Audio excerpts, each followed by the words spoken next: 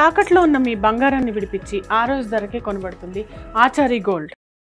Liquor scam లో మిథున్ రెడ్డి, చెవిరెడ్డి వీరు arrest అయ్యారు. యాక్చువల్ గా జగన్ గారికి అత్యంత సన్నిహితులు, అదేవిధంగా పార్టీలో కూడా ప్రధాన పాత్ర పోషిస్తున్నారు. వారిద్దరూ అరెస్ట్ అయితే ఆయన వెళ్ళకపోవడం వెనక ఆయన్ని కూడా ఎక్కడైనా అరెస్ట్ చేస్తారేమో అని చెప్పేసి భయపడి వెళ్ళలేదని చెప్పేసి టీడీపీకి సంబంధించిన అనుకూల మీడియాలో ఈ వార్తలు వచ్చాయి. దీంట్లో వాస్తవం ఏంటి మీరు చెప్పగలరు?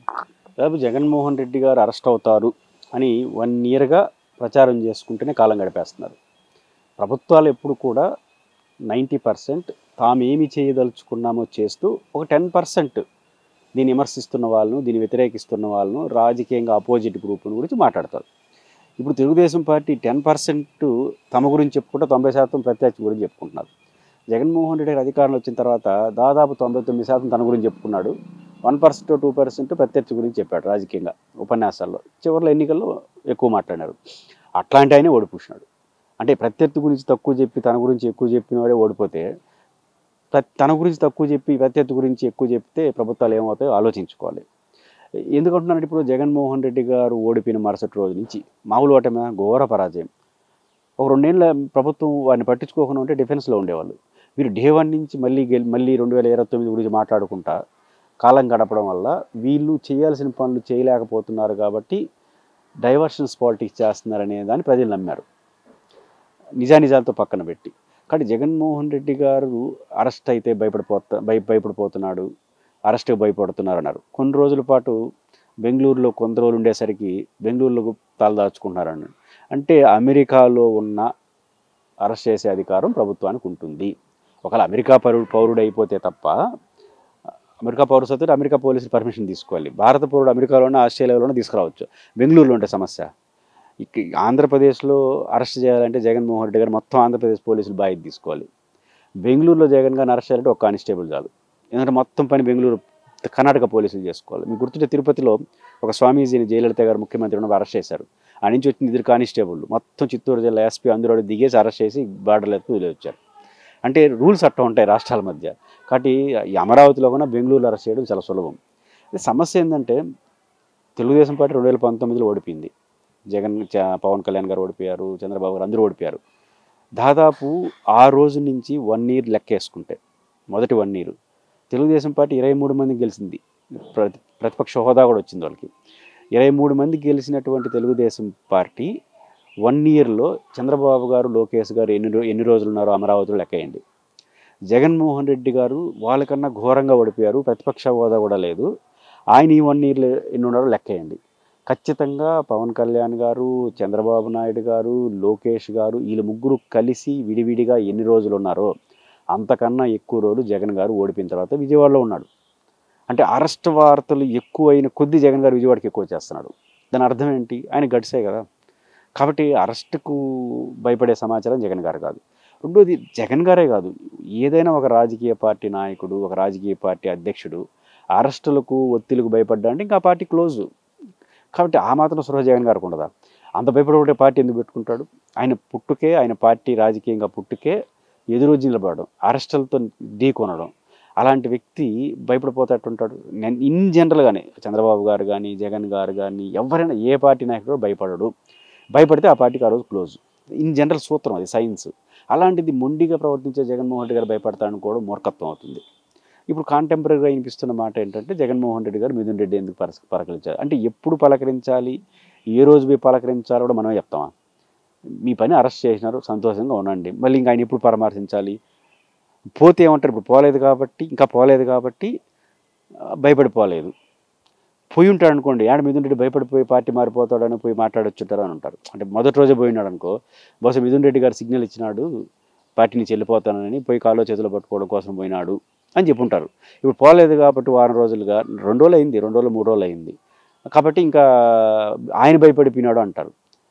అంటే ఆయన మొదటి రోజు వచ్చి ఉంటే మిథున్ రెడ్డి భయపోయినాడు, 4 రోజుల తర్వాత ఇంకా రాలేదు కాబట్టి జగన్ భయపోయినాడు. అంటే లక్ష్యం ఏంటంటే ప్రతిరోజు తమ పార్టీ ప్రభుత్వ విధానాలు చెప్పుకోవడానికి ఇచ్చే ప్రాధాన్యత 10% అంటే జగన్ తిట్టుకోవడం కోసం ఇచ్చే ప్రాధాన్యత 90%. దాని పర్యవసానాలే ఆ భావిదారిద్ర్యమే ఇట్లాంటి వార్తలకు కారణం. కాబట్టి ఇట్లాంటి వార్తలు ఇంకొంచెం పెరుగుతూ ఉంటాయి. జగన్ గారు మిథున్ రెడ్డిని పరామర్శించడానికి పోకపోవడానికి జగన్ గారికి భయం అంటే ఏం భయము అంటే రాజమండ్రి సెంట్రల్ జైలు దగ్గరకు పోతే ఏమైనా హాస్పిటల్ లోపల వేసేస్తారా? విజయవాడ నుంచి తీసుకుపోవడం సమస్య కాదా? ఇప్పుడు చంద్రబాబు గారిని యాడ్ నుంచి అరెస్ట్ చేసి రాజమండ్రి నంద్యాలలో అరెస్ట్ చేసి విజయవాడలో కోర్టులో పెట్టి రాజమండ్రిలో తీసుకెళ్లారు. కాబట్టి జగన్మోహన్ రెడ్డి గారికి పోయినంత మాత్రం ఇంక వచ్చేసినావు కదా ఎట్లా ఎన్నే ఉంటుంటారు, దానికి ఏం చట్టాలు ఉండవు. జగన్ గారు ఎక్కడున్నా ఆకాశంలో ఉన్నా అరెస్ట్ చేయాలనుకుంటే చేస్తారు. ఎందుకంటే ఆయన తప్పించుకోలేడు. ఎందుకంటే మాజీ ముఖ్యమంత్రికి ఆయన ప్రోటోకాల్ ప్రకారం పోలీస్ వ్యవస్థ ఉంటుంది. ఎవరో ఒక గన్మ్యాన్ ఉంటే ఆయన పక్కన పెట్టేసి పక్కెళ్ళిపోతారు. ఈయన పోవడానికి కూడా లేదు. Under control by government of Andhra Pradesh. ఆయన ఆంధ్రప్రదేశ్ ప్రభుత్వ కంట్రోల్లోనే ఉంటాడు. అది కాదు మీ లెక్క వేసుకుందాం. ఇప్పుడు చెవిరెడ్డి భాస్కర్ రెడ్డిని ఇంకా పరామర్శించలేదు, మిథున్ రెడ్డిని పరామర్శించలేదు. ఏవో ఆయనకి బాగా సన్నిహితులు కాబట్టి అర్థం చేసుకుంటారు, ధైర్యంగా ఉంటారని నమ్మకం ఉండొచ్చు. ఎందుకు అనుకోకూడదు? ఇప్పుడు కొత్తగా ఉన్న వాళ్ళు కొంచెం భయపడే వాళ్ళని పరామర్శిస్తారు అనుకుందాం. అంటే ఇప్పుడు ఆయన పరామర్శించాలో భయపరుస్తారని కాదు, లాజిక్గా ఆలోచిస్తే మిథున్ రెడ్డి గారు ధైర్యంగా ఉంటారు. పోయేటప్పుడు ఏం మాట్లాడినాడు? ఖచ్చితంగా జగన్మోహన్ రెడ్డి గారి నాయకులు మేము ధైర్యంగా ఉంటాం, మళ్ళీ తిరిగి వస్తాను అన్నాడు. చెవిరెడ్డి భాస్కర్ రెడ్డి అదే అన్నాడు.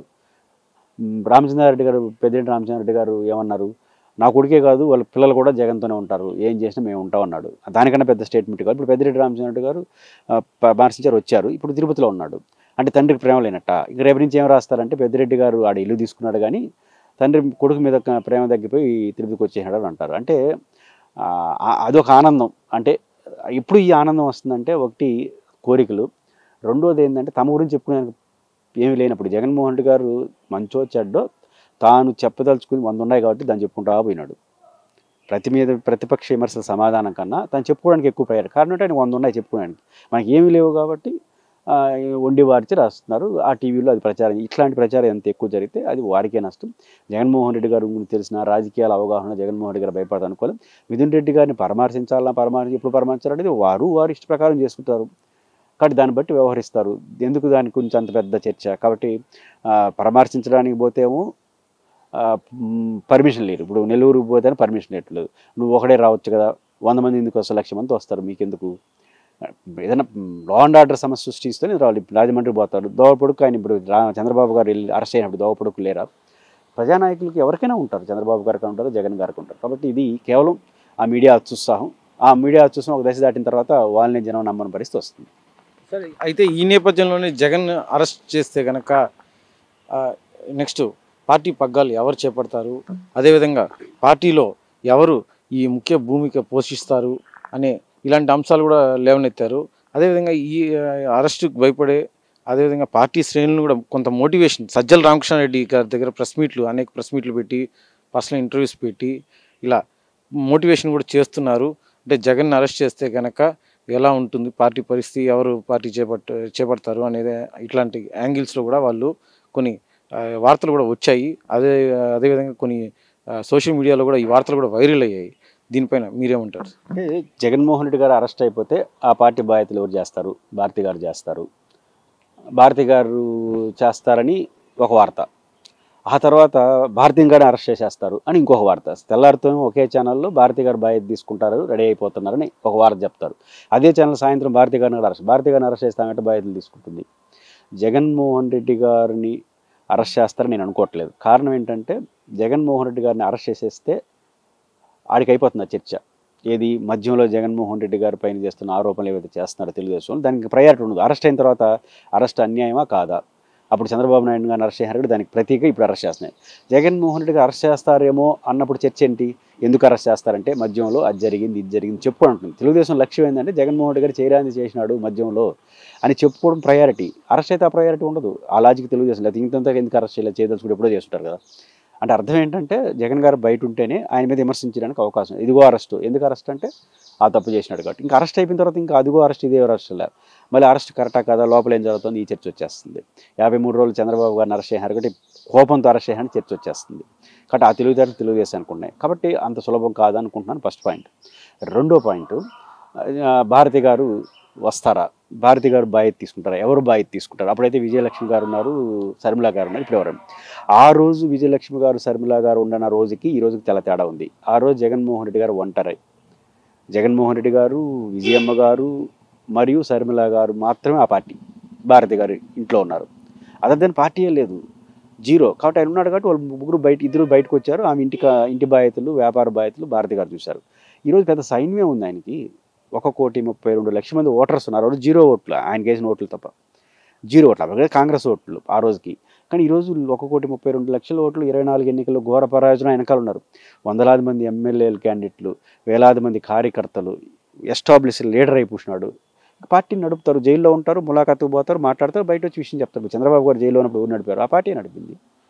కాబట్టి పార్టీని నడపడం పెద్ద సమస్య కాదు. ఎలక్షన్ ఉంది కాబట్టి ఆ రోజు భువనేశ్వర్ గారు వారందరూ బయటకు, భువనేశ్వర్ గారు బయటకు వచ్చారు, బ్రహ్మణి గారు, ఎందుకంటే ఎలక్షన్ కూడా దగ్గర ఉంది కాబట్టి ఎమోషనల్గా, లేకపోతే వచ్చి ఉండరు. ఎందుకంటే అవసరం లేదు, established party Telugu Desam party.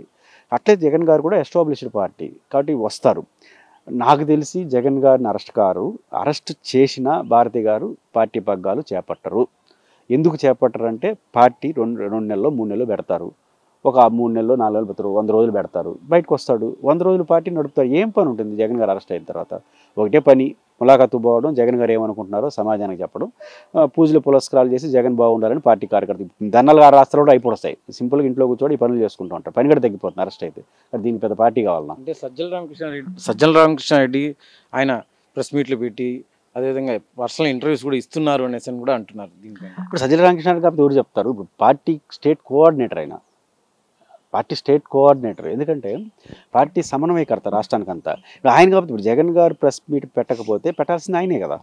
Party state coordinator అంటే అన్ని వ్యవస్థలు కోఆర్డినేట్ చేసే వ్యక్తి. మీకు ఇష్టం లేకపోతే దాన్ని కూడా చేయలేరు. కానీ రామకృష్ణారెడ్డి గారు పెడతాడు. రామకృష్ణారెడ్డి ఆ ప్లేస్లో కూడా సురేష్ గారు, మన సతీష్ రెడ్డి గారు పెట్టట్లేదా? కరుణాకర్ రెడ్డి గారు తిరుపతిలో పెట్టట్లేదా? ఎవరు పెట్టి రోజా గారు పెట్టట్లేదు, అందరూ పెడుతున్నారు. ప్రెస్ మీట్లు సజ్జల రామకృష్ణ పెట్టింది ఒకటే. అంటే ఏంటంటే వారు భారతి గారు బాధ్యతలు తీసుకోరా, ఆయన తీసుకుంటారా, ట్రోలింగ్ చేస్తున్నారు. భారతి గారు బాధ్యతలు తీసుకోరు, రామకృష్ణారెడ్డి గారు బాధ్యతలు తీసుకోరు. జగన్ గారి పర్సనాలిటీస్గా ఇక్కడ పనిచేస్తారు. భారతి గారు అయితే అసలు రాజకీయాల్లోకి ఇప్పుడు రావాల్సిన అవసరం లేదు ఈ కారణం రీత్యా. కాబట్టి ఆమె మీద ఆరోపణలు చేయడం, ఆమె రాదేమో కాబట్టి ఈయన పెట్టుకుంటున్నారేమో అని చెప్పడం ఎవ్వరూ అవసరం లేదు. స్టేట్ కోఆర్డినేటర్గా ఆయన మాట్లాడినాడు. ఆయన మాటలు, ఆయన చేసిన వ్యాఖ్యల పట్టు ఎవరికైనా అభ్యంతరం మాట ఆయన ఎందుకు పెట్టినాడంటే, ఇన్ని రోజులు బట్టి ఏం చెప్పినారు? అసలు రామకృష్ణారెడ్డి అన్నీ మాట్లాడుతున్నారు. ఇప్పుడు 1 year తర్వాత వచ్చి మాట్లాడాడు ఆయన. కాబట్టి స్టేట్ కోఆర్డినేటర్గా ఆయన ఏదైతే బాధ్యతలు ఉన్నాయో అదే బాధ్యతలు నెరవేర్చేసాడు. ఆయన బాధ్యత అది. ఇంతవరకు మాట్లాడకపోయినందుకు అడగాలి, కానీ మాట్లాడినందుకు అడగడం ఏంటి? వైఎస్ఆర్ కాంగ్రెస్ పార్టీకి సంబంధించి జగన్మోహన్ రెడ్డిని అరెస్ట్ చేస్తారు అన్నది పూర్తిగా అవాస్తవం అనేసి అని చెప్పేసి కూడా అంటున్నారు. అదేవిధంగా వైఎస్ఆర్సీపీ స్టేట్ కోఆర్డినేటర్గా ఉన్న సజ్జల రామకృష్ణారెడ్డి ఆయన ఖచ్చితంగా ప్రెస్ మీట్ పెట్టి మాట్లాడటంలో ఎటువంటి తప్పు లేదు. అయితే దీన్ని టీడీపీకి సంబంధించిన అనుకూల మీడియాల్లో ఇలాంటి ట్రోలింగ్స్ అనేవి చేస్తూ జగన్ని అరెస్ట్ చేస్తారు, అరెస్ట్ చేస్తే కనుక భారతి గారు వచ్చి పార్టీ పగ్గాలు చేపడతారు అనేసి అని చెప్పేసి అనేది పూర్తిగా అవాస్తవం అనేసి అని కూడా అంటున్నారు. అయితే జగన్ని అరెస్ట్ చేస్తే కనుక కేవలం 100 రోజుల్లో ఆయన బయట వచ్చి మళ్ళీ పార్టీ బాధ్యతలను చేపట్టి అదేవిధంగా పార్టీలో ఇంకా కార్యకర్తలు, నాయకులు ఎంత పటిష్టంగా పనిచేయాలనేది ఆయన దిశానిర్దేశం చేస్తారే తప్ప ఇక్కడ పార్టీ పగ్గాలు అయితే ఎవరు చేపట్టరు. అదేవిధంగా పార్టీకి ఒక స్టాండ్ అనేది ఇప్పుడు ఉంది. గతంలో 2000 ఇప్పుడైతే వైఎస్ఆర్ కాంగ్రెస్ పార్టీ ఏర్పడిందో 2010 సమయంలో, ఆ సమయంలో వచ్చేసి ఆయన 0 ఓట్స్తో ఆయన ప్రారంభించారు. అయితే ఇప్పుడు 1,32,00,000 ఓట్లు ఆయన వెనంట ఉన్నారు అనేసి అని కూడా అంటున్నారు. అయితే ఈ కూటమికి సంబంధించిన అనుకూల మీడియాలో వచ్చిన వార్తలు పూర్తిగా అవాస్తవం అనేసి కూడా కొట్టిపారేశారు. మీరు బంగారం తాకట్టు పెట్టి ఆ బంగారం డబ్బులు కట్టలేక ఇబ్బంది పడుతున్నారా? ఆచారి గోల్డ్ వాళ్ళు మీ బంగారం కొని మీ లోన్ తీర్చి మిగిలిన డబ్బులు మీకు ఇచ్చేస్తారు. ఇంకెందుకు ఆలస్యం? ఆచారి గోల్డ్ ఈ నెంబర్స్కి కాల్ చేయండి.